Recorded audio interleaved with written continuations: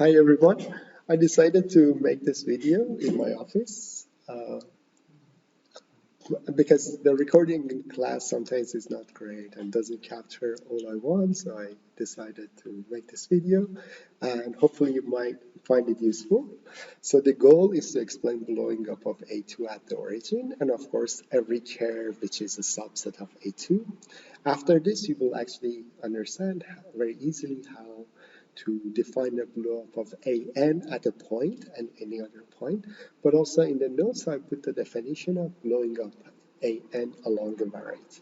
Okay, so the intuition, I try to give as much as intuition as I can, and I will give the algebraic definition and we go through some examples. I have drawn some graphs with Maples and the software Maple, and I will show you the graphs as well.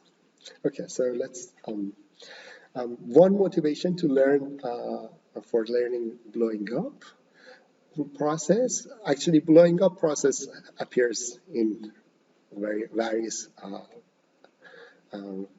subfields of algebraic geometry. So you have to, well, it's a very important and powerful technique. For my research, I have to understand many things about it much better.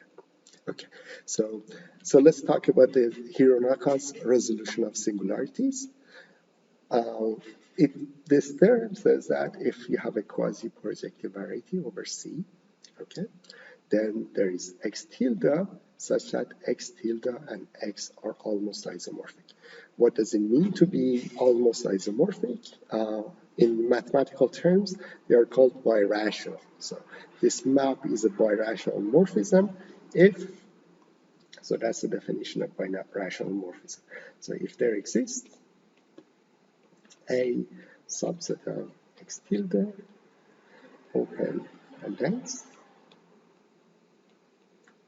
and there exists B subset of X, open dense, such that pi from A to B, of course, I have to restrict it to A, is an isomorphism.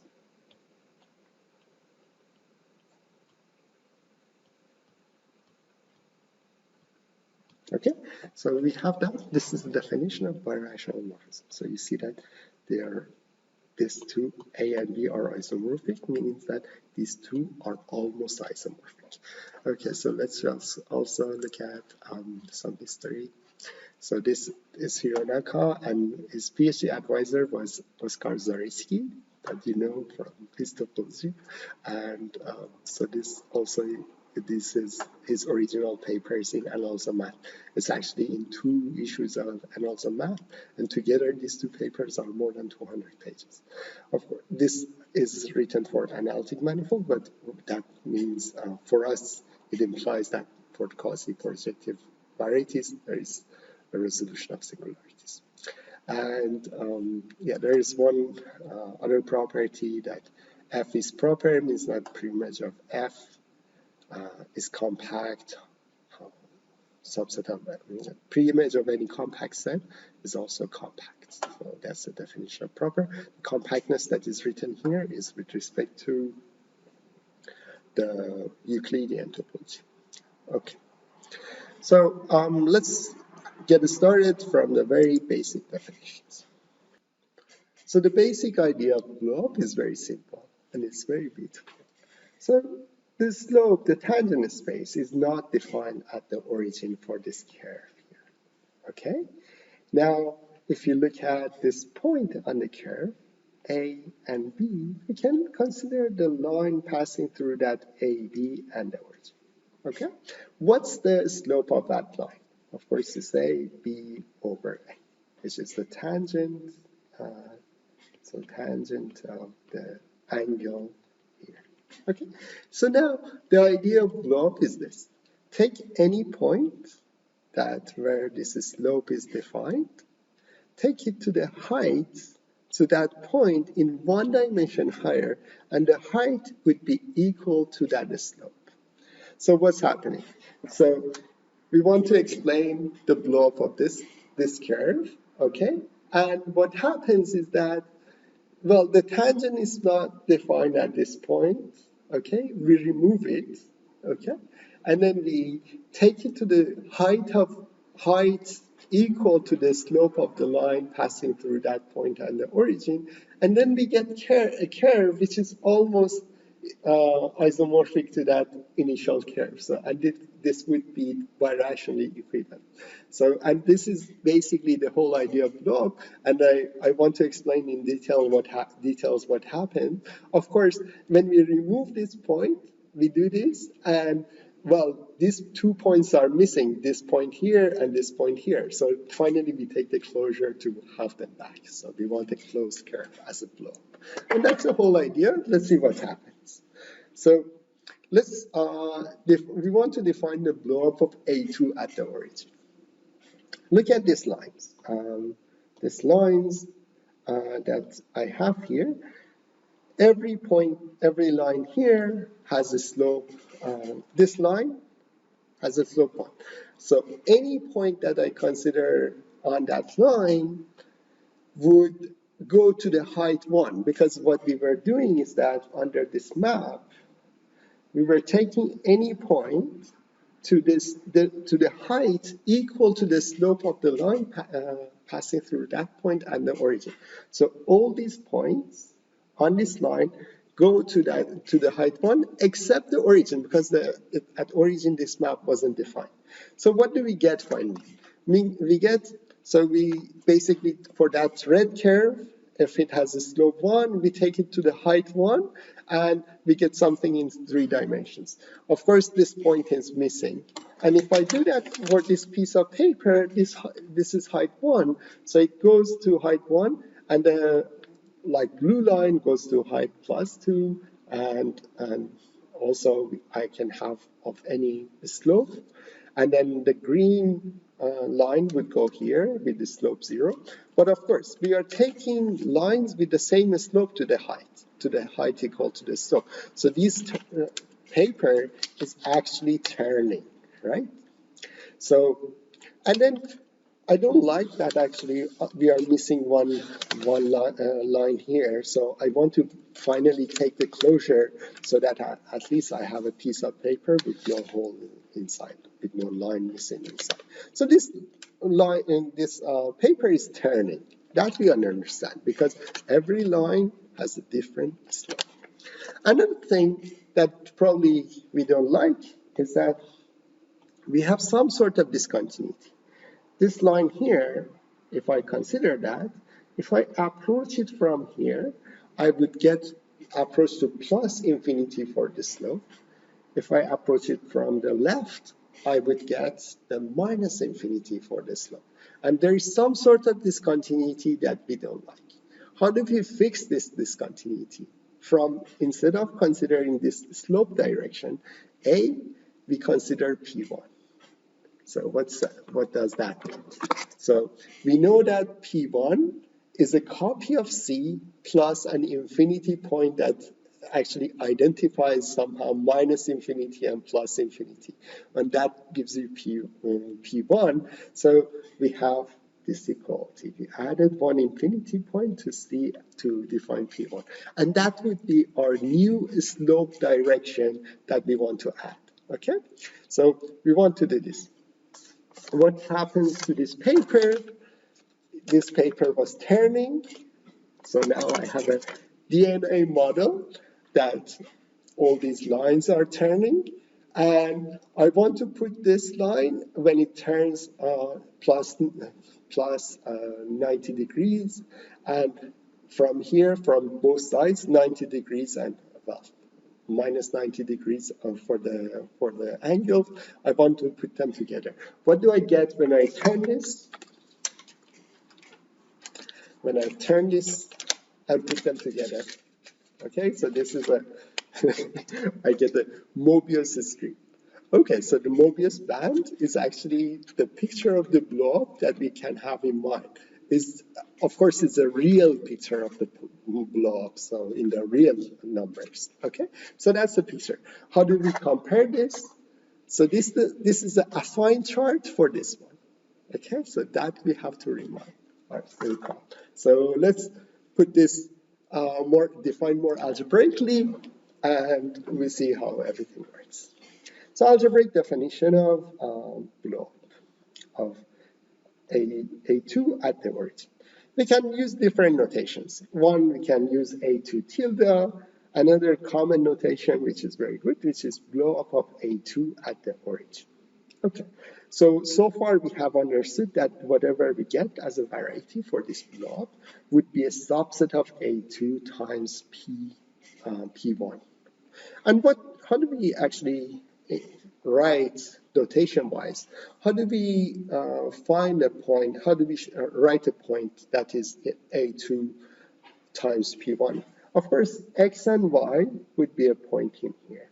And if I have these coordinates, homogeneous coordinates corresponding to a point in P1, it makes sense to write this as a point in A2 times P1.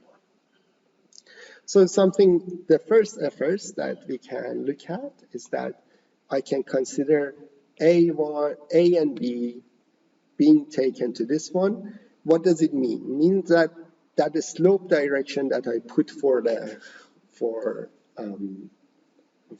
new direction, A1, okay, if this is in A1, that would be an affine chart of this one. This is not too bad, but it's not that great because I have to be careful that A is not 0.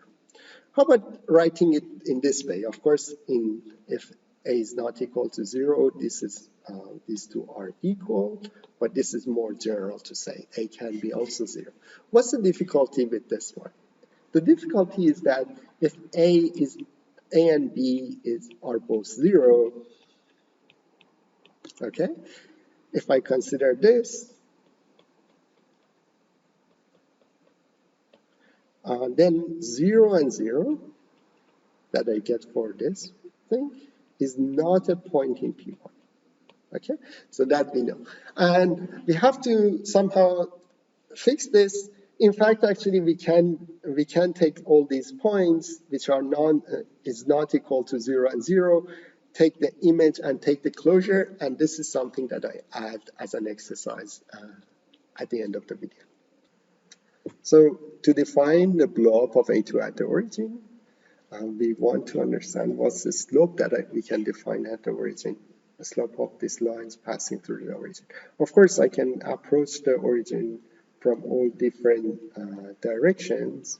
So in any meaningful way or continuous way, I have to put all the slopes at the origin. And because we understood that the slope direction has to be P1. So the slope direction is this new axis, okay? And then all these, I can approach the origin from all these directions, so I have to put all this axis above the origin, but also we identified both ends to get a Mobius strip, so we have actually put P1 above the origin. And recall that P1 is A2 0, 0, modulo the equivalence class. And so what does that mean? That means that, well, P1 is the equivalence class of all the lines passing through the origin. So it means that from each line we take one representative. So in P1 it's very easy. We can take the slope, okay, but it might not be well defined for high dimensions, and also it's defined in one chart, so I have to take the other ones. So the slope is nice for the intuition, but might not be the best way to define P1. What do we take? We can just take the representative of the line. So, and that's how officially we can define a blob. So I take the line passing through the origin and P, and I put the representative in here. So I say line passing through 0 and P. Okay, that's the definition of the blob of A2. So now I want to look at this projection map. So I have blob, is given by P and L. L is a line, and this is in here, and of course P is in L. And under this projection map that takes P and L to P, I have this question now. What is pi minus 1 of P when P is not equal to 0, and when what is it when this is equal to 0? Maybe pause the video and maybe answer these questions. Okay, so I want to understand for P and 0, I want to understand the preimage of this map. But then that means if I put 0 and 0 here, P equal to 0 and 0, I have to put all the lines in P that contain 0 and 0, and that would be P1 itself. So that's what we understand. P inverse of this would be isomorphic to P1, and this has a name. So it's called the exceptional divisor. And for us, in simple terms, in 2 dimensions, it's just the slope direction. Okay, and so this is isomorphic to P1. And what else? When P is not equal to 0 and 0, what are we looking at? I'm looking at, for example, any point in A2, and I want to look at the preimage. And the fact is that actually we have an isomorphism outside the origin, and that gives the birational equivalence. Outside the origin, that line would be this thing is uniquely determined. So what does it mean? So let's just write. If P is not equal to 0, 0, like let's write here, there is a unique line passing through that point and the origin. And I can actually use that P to represent that line that passes through the origin. I can even write it in this way, P and P. Okay? So P in H. Because P is not 0 and 0, of course, if I write this as X and Y, right? Then X colon Y would be an element in P1 as well, and that would be basically what we have. So that's, you see, if you write in this way, it's very easy to see that. Outside of the origin, you have actually the isomorphism between this thing and this thing. So you have the birational equivalence there, but then you have that isomorphism. Let me write it here. So you have an isomorphism of A2 tilde minus 0. Okay, let's just put 0 and 0. And this is isomorphic with A2 minus the origin.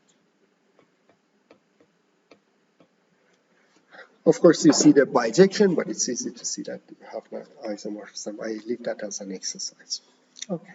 So, and what other thing? I want to give a second algebraic definition of this.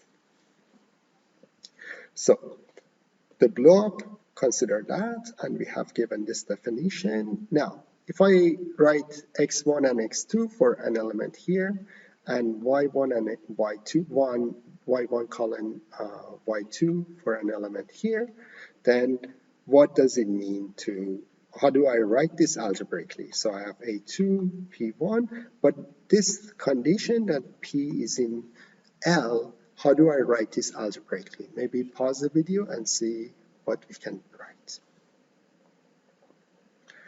So to write this, I can actually write it in higher dimensions, and you see how easy it is.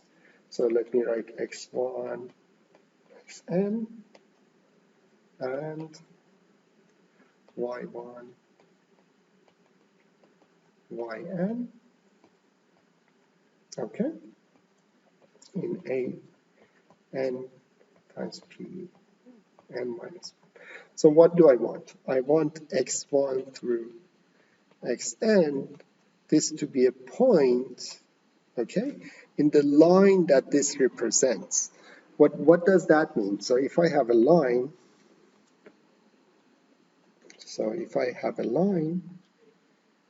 okay, passing through the origin, sorry for not adjusted picture. So if I have a line which is represented by y1 through yn, these two have to be along the same line, right? So that is exactly saying that the line that this represents passes through this other line. So they are along the same line. And how do I write that in linear algebra? I write that, so rank of x1, this matrix, xn, y1, yn, is of course the rank has to be less than or equal to 1. Of course, it cannot be actually 0, but let's forget about that for a moment. So this implies that the determinants of all 2 by 2 matrices, yj and yi, so x, y, I, okay, if I take a 2 by 2 matrix, all these determinants have to vanish because otherwise the rank would be 2. And so x, j, yj, this has to be 0 for all ij and 1. So this also implies that xi yj minus xj or yi is equal to 0 every ij 1. Okay, so this is the algebraic definition, which is very simple. So let's just write this, that x times y2, x1 times y2 is equal to x2 y. It's also easy to see that when this point is not 0 and 0, this other point is actually in the projective space, is well defined, is uniquely determined. Okay. And now I want to define the blob of a curve which is a subset of A2 and passes through the origin. What would be the blob of this curve? So of course, consider this map that we understood. So from the blob of A2 at the origin to A2, this is a projection map. So I have this C here. I can look at, therefore, because C is a subset here, I can look at pi inverse of this C. What we define as a total transform of C is simply pi inverse of C. Okay? And because why did I write 0 has to be actually included in here? Because we care about blowing up of C when it passes through the point that we blow up. So if it doesn't pass, actually we get another isomorphic curve, so not much happens. But if it does pass through the origin, of course, this total transform includes a copy of pi minus 1 of 0 that we call this is exceptional divisor.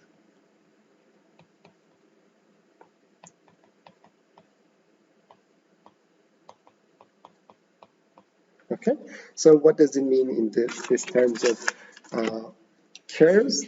So it means that because this passes through the origin, if we take the pi 1, actually I get something extra that I don't like.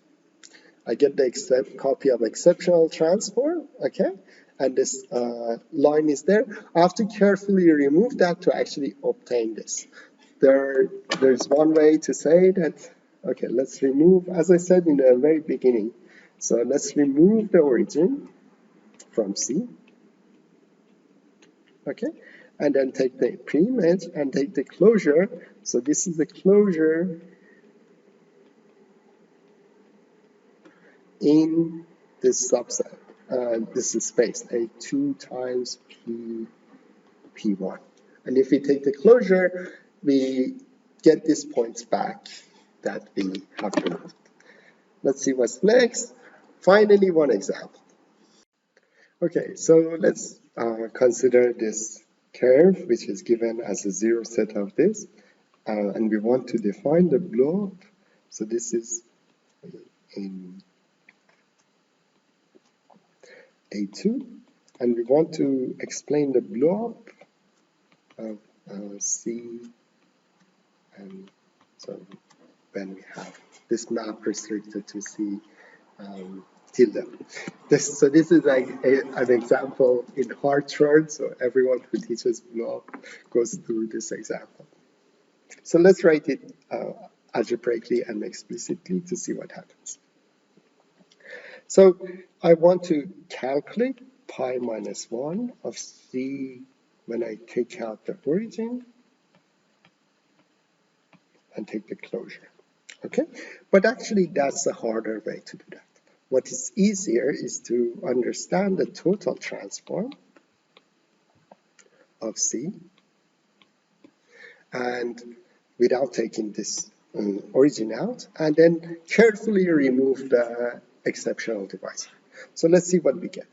So this is given by all the points x, y. Let me write u, t, and u. Okay. And so I want x times u equal to t times y.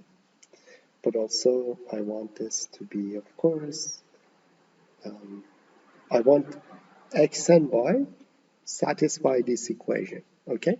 And then I take the premise, so this means that I have y squared minus x2 x plus 1, okay, equal to 0. So to understand this as a subset of A2 times P1, of course, in the projective spaces, whatever, or projective varieties, the way to understand this, at least one way, was to take different snapshots, mainly taking different charts and put them together.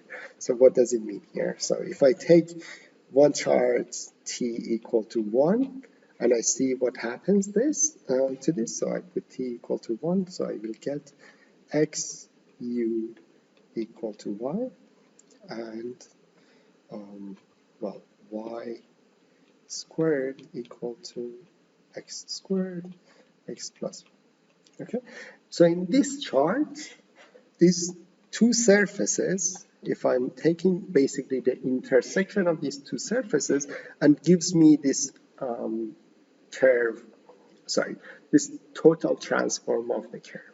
Okay, so as I said, it would have one exceptional divisor extra that I have to remove. So let's go to the next page. So I've copied the equations here. So this means that this implies, or how do we solve this? We just can replace y equal to this one in here. So that's very easy. So we will have xu squared minus x2 x plus 1 equal to 0. I can factor x2. I'll have 2 minus x minus 1 equal to 0. Okay, so, and then that would imply that x is equal to 0, or u squared minus 1 equal to 0. So what is this that we have obtained? This is solving this equation, and we replace this in here, in y. So this is in XU plane. The picture that we get from the total transform in the XU plane. So now I have to recall that this must have actually some copy of it, the exceptional divisor. So let's see, actually, let's draw this picture, see what it is. And I have x is equal to 0, okay? And also I have a parabola, okay? And this parabola is passing through, if when x is equal to 0, sorry, this I should have written here x. Okay, so this parabola, so this is x and u, and this we have this intersection which is 0 and 1, 0 and minus 1. So this 0, when x is equal to 0, y would be also equal to 0 from this equation. So this corresponds to, in the xy plane, xyu plane, three-dimensional space would correspond to 0, 0, 1. And this corresponds to 0, 0, and minus 1. What does it mean? So that we are intersecting the slope direction in 2 points. This is a blow-up curve.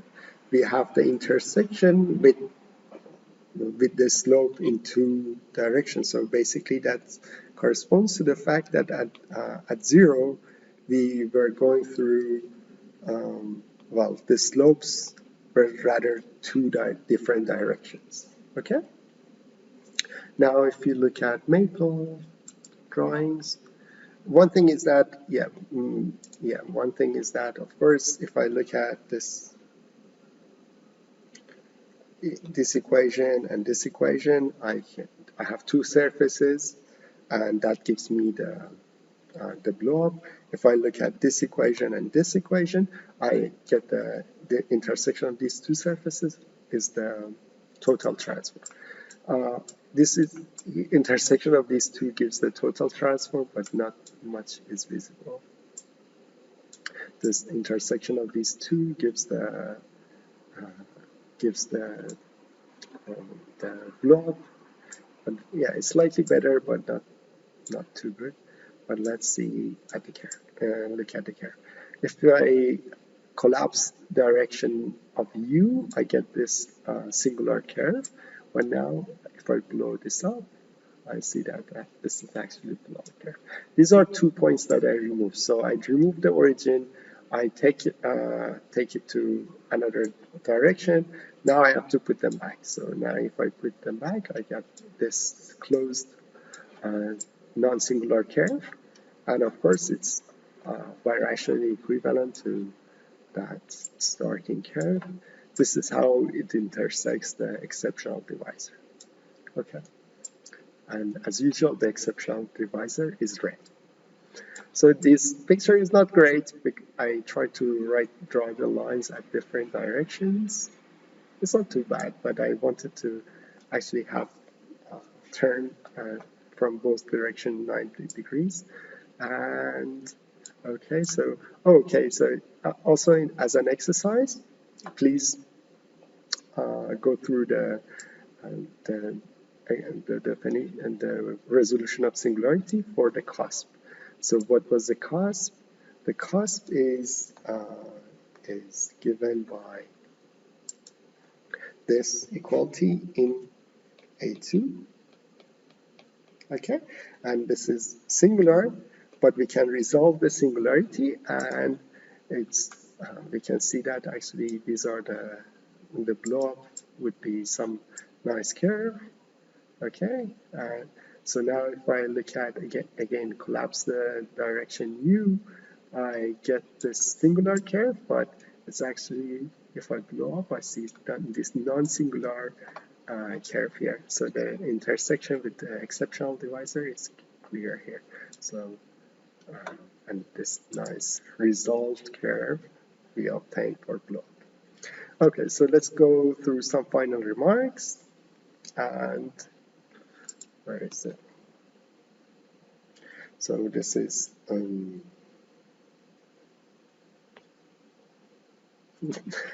exercise that I have added in the notes, and yeah, maybe pause the video and go through this. And one final remark, which is very important and is extremely non-trivial, is that if you start with a variety which is singular, there always exists a subvariety such that if you blow up along that subvariety, then what you get is less singular. I haven't explained the blow up of a variety, but that's actually the theorem to have in mind. I put it in the notes. And well, sometimes, for example, you can even read on Wikipedia. There's something like Whitney umbrella, and at some point, if you only blow up along one point, you don't really improve the singularity. So it's like we are falling into loops. But if we blow up along one line, that we see that the singularity would be resolved. And also sometimes we have to do several blobs to actually find out non-singular curve. But thanks to Hironaka, we know that this always works and always gives a non-singular curve. And one final thing that, yeah, like the last final thing, really. I saw this nice video on YouTube, so these are the people who make this. And so maybe look this up and enjoy this video.